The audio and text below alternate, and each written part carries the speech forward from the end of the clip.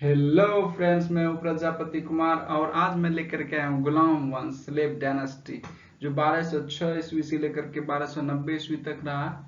और इसके जानेंगे इसके महत्वपूर्ण शासक के बारे में और उन्होंने क्या क्या किए हैं जो कि एग्जाम में बार बार पूछे जाते हैं।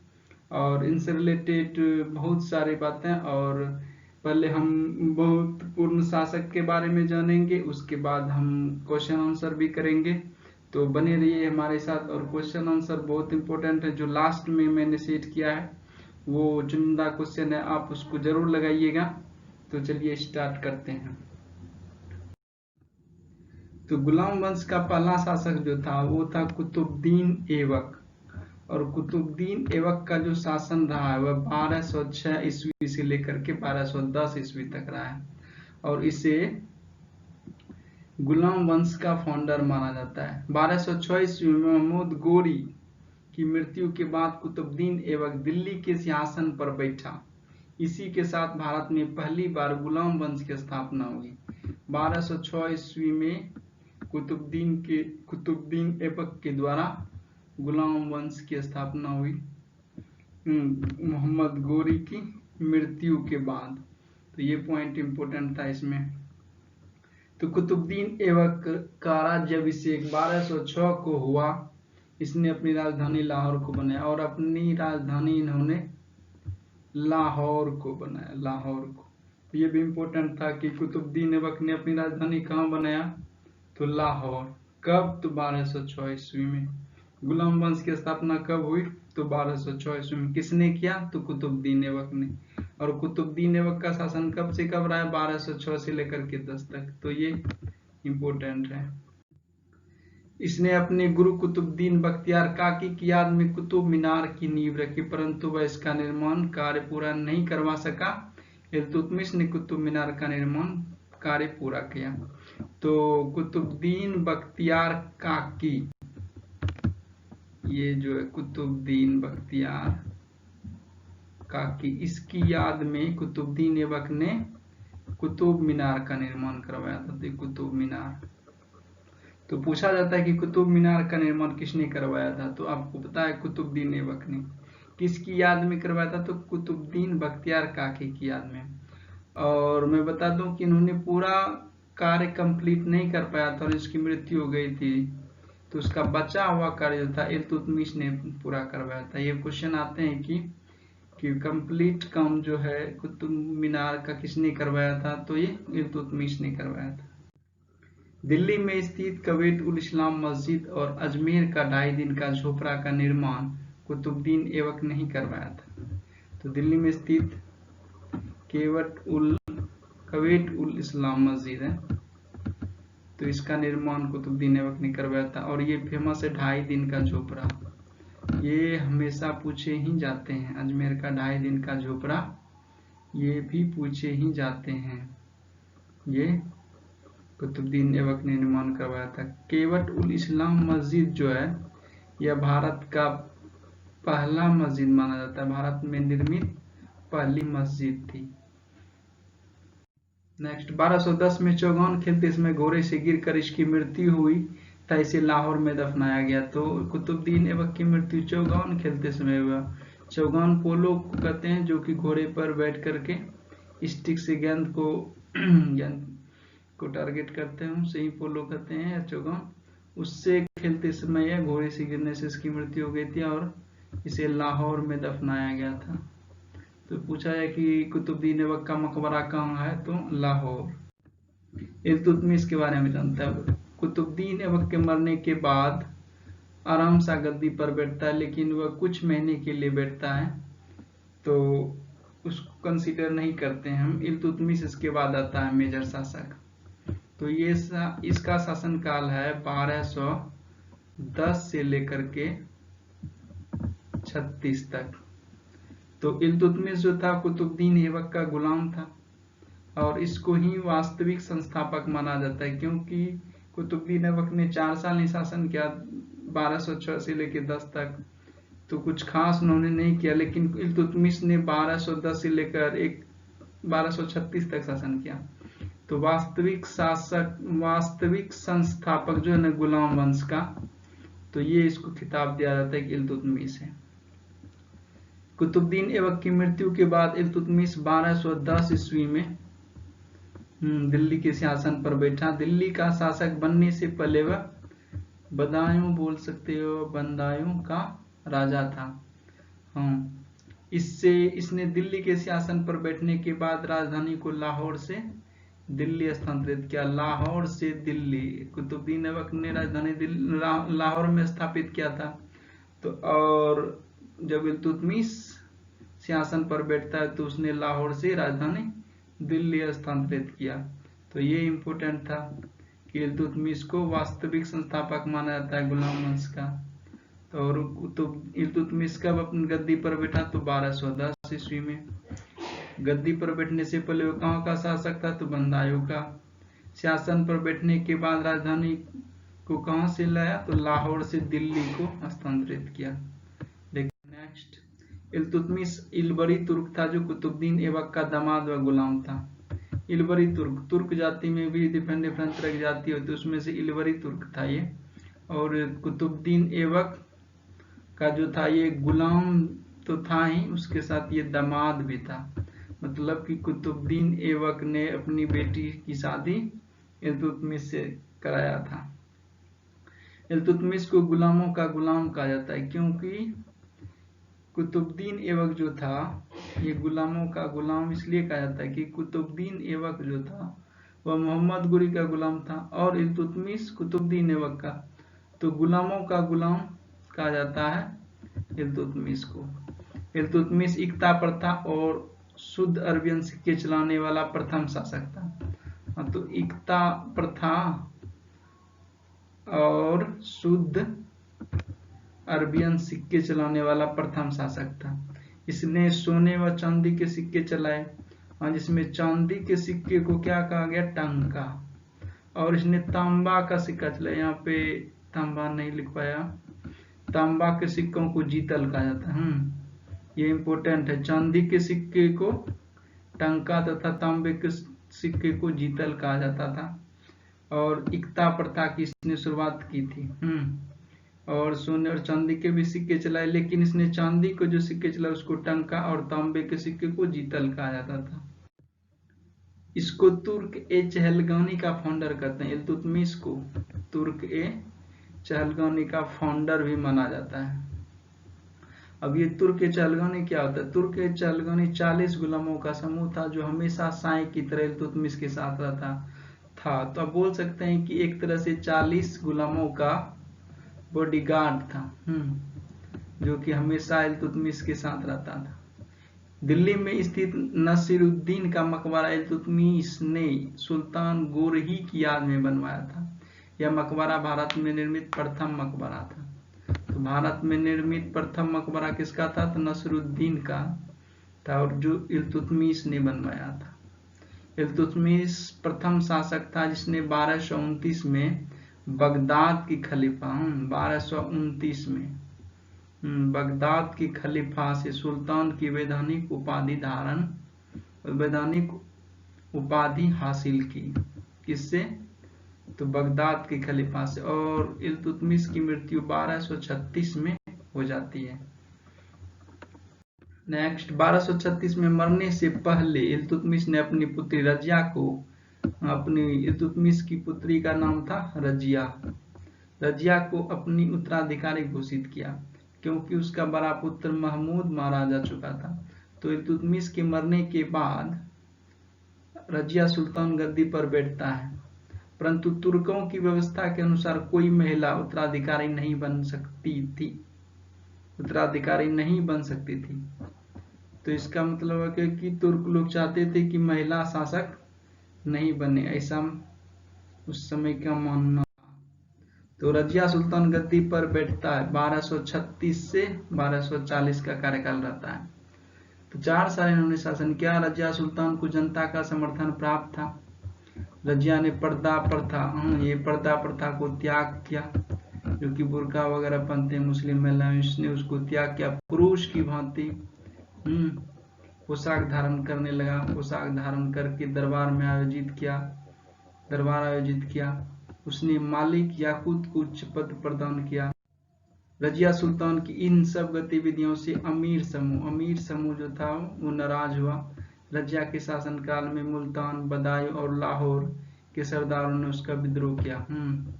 तो इसका ये जो उसके प्रांत थे, मुल्तान, बदायूं, लाहौर, यहाँ के जो सरदार थे उन्होंने इसका विद्रोह किया। तत्पश्चात रजिया ने भटिंडा के गवर्नर अल्तुनिया से विवाह किया। किससे शादी किया? अल्तुनिया से विवाह किया। 1240 ईस्वी में कैथल में रजिया की हत्या कर दी गई। तो यहाँ पर रजिया सुल्तान का खत्म हो जाता है कहानी। लेकिन ये बहुत अच्छा था कि अभी भी इसको माना जाता है भारत की प्रथम महिला शासिका है तो रजिया सुल्तान है। नेक्स्ट गयासुद्दीन बलबन, ये बहुत इंपोर्टेंट है। 1266 से लेकर के 1290 इसका कार्यकाल था और ये बहुत इंपोर्टेंट है। गुलाम वंश में इसका बहुत महत्वपूर्ण माना जाता है। गयासुद्दीन बलबन दिल्ली सल्तनत का 9वां शासक था। वह 1266 में दिल्ली सल्तनत की सुल्तान बना। उसने अपने शासनकाल में चालीसा की शक्ति को छीन किया। जो इल्तुतमिश ने तुर्क चहलगानी बनाया था 40 गुलामों का दल, उसको इन्होंने खत्म कर दिया। तो सुल्तान का पद पुनः गरिमा में बनाया। तो 40 दलों का जो था, 40 दलों का जो तुर्क चहलगानी था, इन्होंने उसको खत्म कर दिया। तो पहला काम इसने किया। बलबन गुलाम वंश का सर्वाधिक महत्वपूर्ण शासक था। नेक्स्ट, बलबन इल्तुतमिश का दास था। बलबन जो था वो इल्तुतमिश का दास था। इल्तुतमिश ने बलबन को खासदार नियुक्त किया था। उसके बाद बलबन को हांसी का इक्तादार भी नियुक्त किया था। बलबन ने नसरुद्दीन महमूद को सुल्तान बनाने में महत्वपूर्ण योगदान बलबन ने नसरुद्दीन मोहम्मद को सुल्तान बनाने में महत्वपूर्ण योगदान दिया था। नसरुद्दीन को सुल्तान बनाकर बलबन ने अधिकतर अधिकार अपने नियंत्रण में ले लिया। नसरुद्दीन मोहम्मद ने गयासुद्दीन बलबन को उलुग खां की उपाधि दी थी। तो ये इम्पोर्टेंट है। नसरुद्दीन मोहम्मद ने गयासुद्दीन बलबन को किसकी उपाधि दी थी? तो उलुग खां की उपाधि दी थी। उलुग खां की। ये पूछा जाता है कि उलुग खां किसे कहा जाता है? तो गयासुद्दीन बलबन को। नसरुद्दीन महमूद की मृत्यु के बाद, नसरुद्दीन महमूद जो इसकी मृत्यु हो जाती है, तो उसके बाद बलबन सुल्तान बनता है। नेक्स्ट, यह इल्तुतमिश के बाद गुलाम वंश का दूसरा इल्बरी तुर्क था। वही उसी वंश का था इल्बरी तुर्क, जिसमें इल्तुतमिश था। इल्तुतमिश भी इल्बरी तुर्क था और यह गयासुद्दीन बलबन भी इल्बरी तुर्क था। तो यह जो था यह दूसरा तुर्क था, इल्बरी तुर्क बना दिल्ली सल्तनत में गुलाम वंश शासक। तो शासक बनने के बाद इसने सबसे पहले सेना का पुनर्गठन किया। सेना को दीवाने आरिज कहा जाता था। तो बलबन के समय में सेना को क्या कहा जाता था? दीवाने आरिज। दीवाने आरिज, ये क्वेश्चन आ सकता है कि दीवाने आरिज क्या है? तो सेना का एक दल बोल सकते हैं, सेना का गठन। बलबन ने सिजदा और पोपोस प्रथा की शुरुआत की।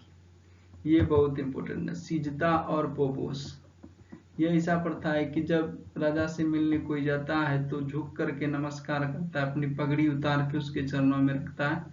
यही एक सिजदा और पोपोस है, जो कि कभी कभी फिल्मों में भी दिखाया जाता है। तो ये बलबन ने ही शुरू किया था सिजदा और पोपोस प्रथा। इसने जिल ए इलाही तथा नियावते खुदाई की उपाधि धारण की। तो जिले इलाही किसे कहा जाता था? तो बलबन को ही जिले इलाही भी कहा जाता था, जिसने उपाधि धारण की थी। बलबन ने इल्तुतमिश द्वारा बनाए गए 40 दल को समाप्त किया। ये तो बताया दिया मैंने। 40 दल जो बनाया था तुर्क चहलगानी, इल्तुतमिश ने उसको इसने समाप्त कर दिया। नसरुद्दीन ने बलबन को उलुग खां की उपाधि दी थी। तो उलुग खां की उपाधि किसको दी थी? बलबन को। किसने? तो नसरुद्दीन ने दिया था। नेक्स्ट हम देखते हैं, इससे क्वेश्चन करेंगे हम। 20 क्वेश्चन है जो अभी हमने पढ़ा, उससे संबंधित प्रश्न है। उम्मीद आप लोगों को मजा आएगा।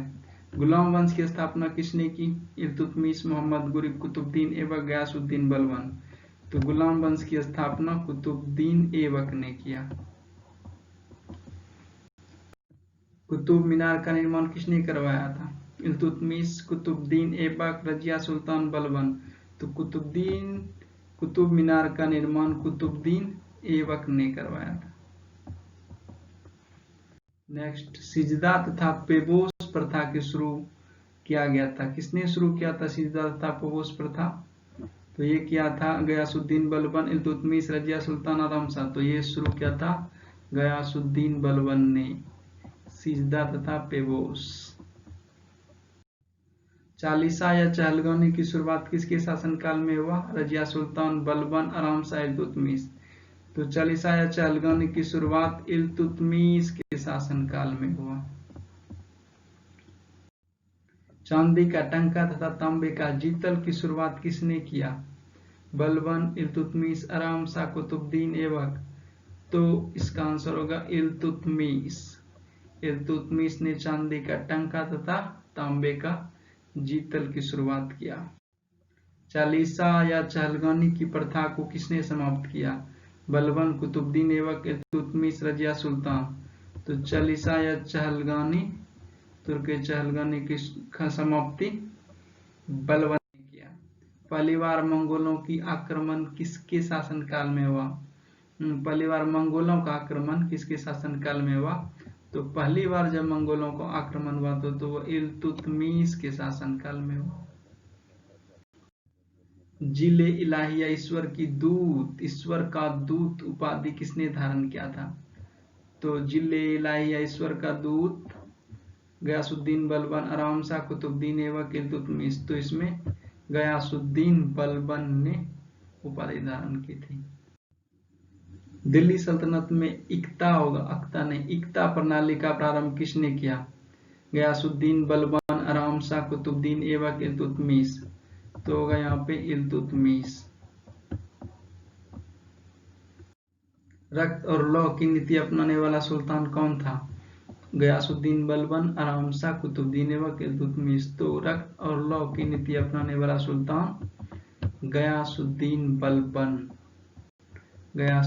बलबन था। लाख बख्श या हातिम ताई की संज्ञा दी जाती थी किसको? गयासुद्दीन बलबन, आराम शाह, कुतुबुद्दीन ऐबक, इल्तुतमिश। तो यह संज्ञा कुतुबुद्दीन ऐबक को दी जाती थी। लाख बख्श या हातिम ताई, ये बार बार पूछा गया क्वेश्चन। चौगान खेलते समय घोड़े से गिरकर किसकी मृत्यु हुई? तो हुई थी किसकी मृत्यु? Qutubuddin Aibak.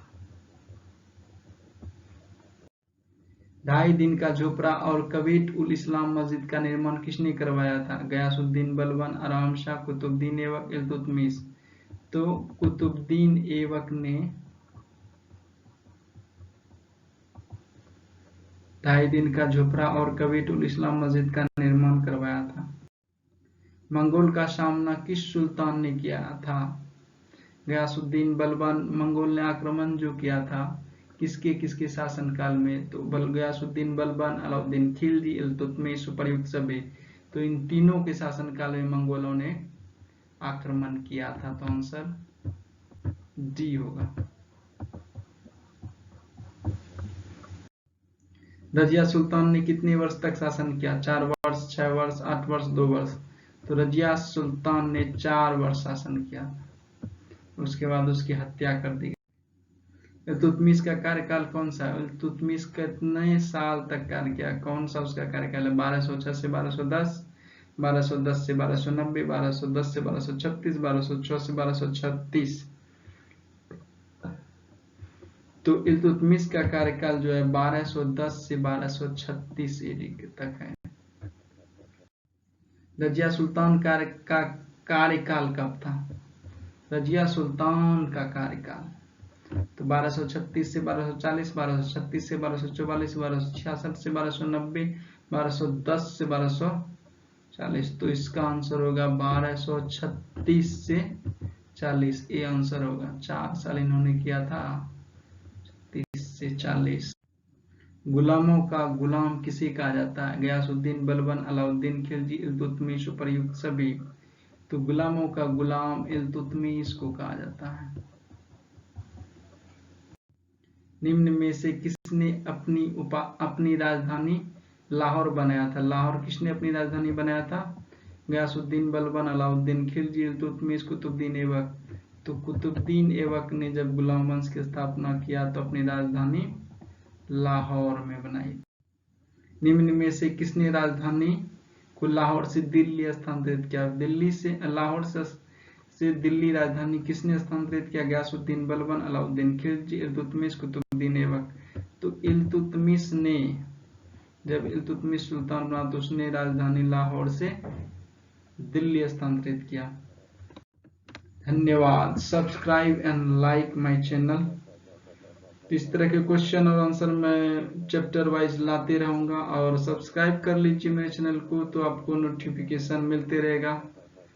Thanks for watching.